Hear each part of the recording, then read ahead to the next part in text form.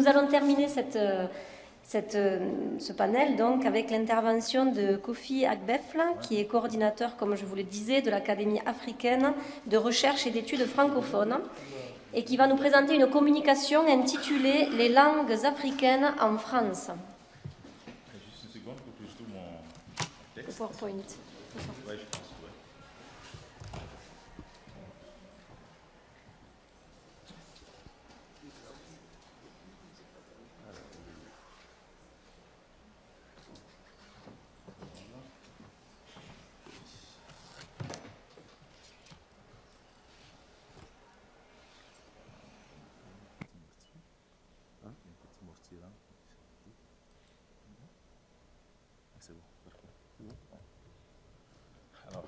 Bonjour à tous, c'est un plaisir donc d'être ici à l'Université de Cadix pour ces 6e assises européennes du plurilinguisme. Et je suis devenu un peu un habitué de ce rendez-vous avec Christian Tremblay, à qui je dis merci. Merci à l'EEP, merci à l'OPA et à Paris 8. Je suis Kofi Gagnon Agbefle, je suis togolais d'origine et coordonnateur d'un vaste réseau de chercheurs appelé l'ACAREF, Académie africaine de recherche et d'études francophones, qui compte aujourd'hui près de 150 membres, voilà, répartis un peu dans toutes les régions de l'Afrique. Alors, ma communication est un peu à l'opposé de tout ce qu'on a déjà entendu ce matin. Et je l'ai tiré d'un projet de recherche qui est en projet, donc avec l'Université Paris 8 et l'EEP. Donc je l'ai intitulé « La place des langues africaines dans les politiques linguistiques familiales chez la diaspora en France, cas des Ivoiriens et des Togolais ». Et le contexte général de cette étude est tiré donc de ce projet dont je parlais, consacré à la situation sociolinguistique des personnes d'origine africaine, noires ou issues des parents africains, immigrés et vivant en France. Après plusieurs rencontres et productions scientifiques, vous avez pu entendre nos collègues ce matin, plusieurs rencontres et productions scientifiques sur les relations entre les langues africaines et le français en Afrique en termes de statut des langues en présence, en termes de politique linguistique, en termes de politique linguistique éducative. Je dirais qu'en l'espace de 4 ans, entre 2018 et 2022, 30 bouquins ont été publiés par la CAREF et ses membres sur les rapports langues africaines, langues françaises. Et personnellement, j'ai écrit 40 articles sur ce sujet, 50 articles sur ce sujet. Et donc, je pense qu'il serait intéressant, à mon avis, d'inverser le champ de l'étude, désormais. Et nous avons jugé intéressant d'inverser ce champ en allant voir du côté de l'Europe, en France notamment, comment ce sujet, autour du rapport langues africaines, langues françaises, est abordé en termes de statut des langues en présence, politique linguistique éducative. Pour quel objectif? Pour porter un regard analytique sur les pratiques et les représentations linguistiques des parents et enfants dans la cellule familiale et en dehors de celle-ci, en s'attachant particulièrement aux politiques linguistiques familiales. Pour mettre en exergue la place réservée aux langues de ces familles issues de l'immigration dans les politiques linguistiques de leur pays d'accueil, la France notamment, puisqu'il s'agit bien d'elle, et pour relever et analyser la variété du français qu'engendre cette rencontre entre les langues africaines et la langue française en France. Brainstorming, j'en ai l'habitude. Bon, quelques petites questions pour remuer un peu les méninges. Combien de langues parle-t-on en Afrique, selon vous? Au Togo et en Côte d'Ivoire, au Burkina Faso, au Sénégal, on peut en ajouter encore d'autres pays. Quelles sont les langues européennes enseignées et apprises en Afrique? Quel est leur statut vis-à-vis des langues africaines? Quel rapport entretiennent-elles avec les langues africaines? Où les apprend-on et comment? Le plurilinguisme européen, dites-vous, où en est-on avec les langues africaines en Europe? Voilà donc quelques questions, je vous laisse réfléchir et répondre. On pourrait en reparler dans les couloirs, n'est-ce pas? Donc, je vous présente la Côte d'Ivoire, les deux pays cibles, le Togo et la Côte d'Ivoire, notamment donc la Côte d'Ivoire, République de Côte d'Ivoire, Afrique subsaharienne, avec 25 millions, près de 26 millions d'habitants depuis 2019. C'est un pays de l'Afrique de l'Ouest situé le long du golfe de Guinée, en bordure de la mer, et bordée au nord par le Mali, le Burkina Faso, à l'ouest par le Libéria, la Guinée, et à l'est par le Ghana, où j'ai travaillé pendant 7 ans, et au sud par l'océan Atlantique. Nature de l'État, pays démocratique, démocratie en construction, comme on dit, chef de l'État, président Ouattara, etc., indépendant depuis le 7 décembre 1960. Capitale de la Côte d'Ivoire, vous pouvez le voir un peu en image, pour ceux qui ne connaissent pas, Abidjan. Et puis, les langues en Côte d'Ivoire, 70 langues, dont le dioula, fortement véhiculaire, plus le nouchi et le français populaire ivoirien. Vous avez la cartographie de la Côte d'Ivoire. Présentation du Togo, rapidement, parce que j'ai parlé aussi des familles immigrées venant du Togo. République togolaise, Togo, à la base colonie allemande, reprise par la France après la guerre. Afrique subsaharienne avec 7 millions, un peu plus de 7 millions d'habitants depuis 2018. De nouveaux recensements sont en cours avant mon départ. Et voici un peu l'image, la cartographie du Togo. Je passe tout ceci. La capitale du Togo, Lomé en image, pour ceux qui ne connaissent pas. Langue du Togo, langue au Togo, 40 langues, dont 2 langues nationales, l'évé et le kabyé. Contextualisation précise du débat. Donc, entre 2010 et 2019, le nombre des migrants ivoiriens en France est passé de 25 000 à 45 000, selon les rapports des travaux de recensement de Côte d'Ivoire en 2019. Le nombre de migrants togolais en France est passé de 8 000 à 14 000, selon les mêmes rapports.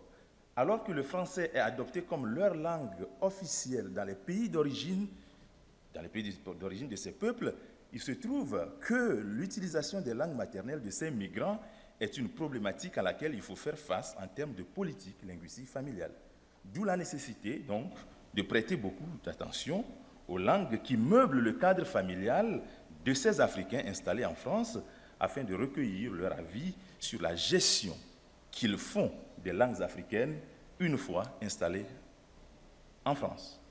Brainstorming 2. Lisons ce texte. Si on vous parlait de cette manière en France ou en Europe, que diriez-vous? Je travaille dans une entreprise de fabrication de pagnes locaux. Nous travaillons tous les jours ouvrables entre 8h et 12h et de 13h30 à 17h.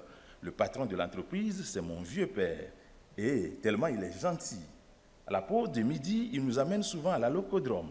C'est un coin sympa. Nous mangeons de très bons alocos avant de reprendre le travail. Monsieur Philippe, le patron de l'entreprise, est vraiment un homme bien.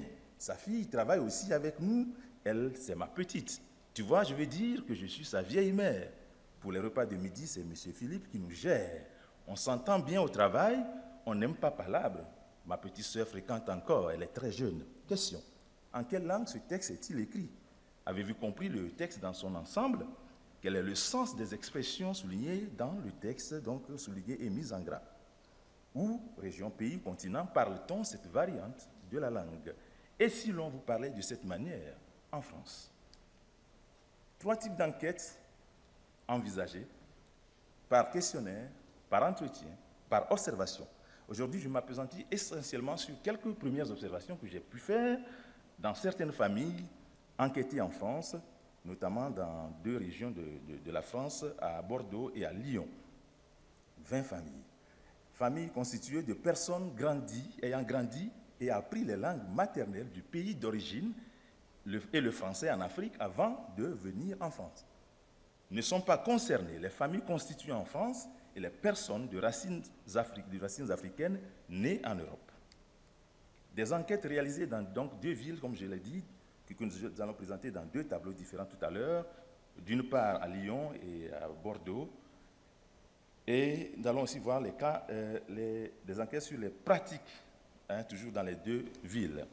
Perception du français langue locale. Alors, quand vous posez la question aux premières personnes que nous avons enquêtées sur, par exemple les Togolais, sur le français, quelle est leur perception de cette langue, donc du point de vue prestige et valorisation, promotion sociale, 85% des Togolais vivant en France considèrent donc justement que le français est une langue de prestige, de valorisation et de promotion sociale. Et donc absolument, il faut que leurs enfants apprennent cette langue. Mais 90%, paradoxalement, de ces mêmes personnes restent rattachées aux langues et cultures africaines. C'est-à-dire, pour eux, bien sûr, le français est une langue de promotion sociale, mais il n'est pas question que les langues et cultures africaines soient abandonnées. Pour un Français intégré aux réalités africaines, ils sont 75% à être d'accord en disant oui, il faut bien qu'on parle un français d'Afrique en France. Et les pratiques langagières, de la même manière, 25% de ces personnes enquêtées, je reste sur le cas du Togo, sont pour une forme normative du français. Et le français local, c'est-à-dire le français d'origine africaine, ils sont 30% à s'exprimer de cette manière, et les langues africaines, 45%. Alors, les situations surtout observables dans les familles togolaises uniquement, 3 situations fréquentes observables. Situation A, entre parents, la mère en premier. Donc la mère, c'est la personne X qui engage une conversation en français. Le père, c'est la personne Y qui répond en langue nationale, donc en langue de son pays d'origine. Et puis la mère continue en français. Et le père, lui, continue en langue africaine, en langue d'origine, de son pays d'origine. Et puis la suite des échanges donne langue nationale, langue nationale, langue nationale. Ici, la discussion en français est généralement tenue par la femme. L'homme tire la femme vers l'usage de la langue africaine. Situation B, entre parents. Personne X, la femme, qui commence par s'exprimer en français, l'homme répond en langue nationale, la femme continue en français, l'homme, le mari, donc répond en langue nationale, je ne l'ai pas mentionné, et on assiste à une suite d'échanges français, langue nationale, français, langue nationale. Discussion en français généralement tenue par la femme, chacun maintient son choix linguistique, donnant lieu à une alternance français, langue nationale, français, langue nationale. Situation C, entre parents et enfants ou entre parents en présence des enfants. Personne X, donc la femme, engage une discussion en français, la personne Y, le mari, répond en français.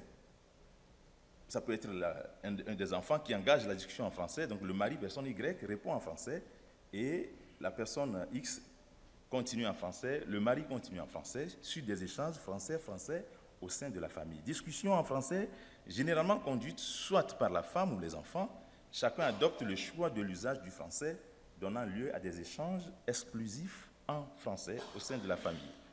Pour ne pas conclure, nous n'allons pas conclure, je vous remercie, on peut en reparler, merci beaucoup et à très bientôt.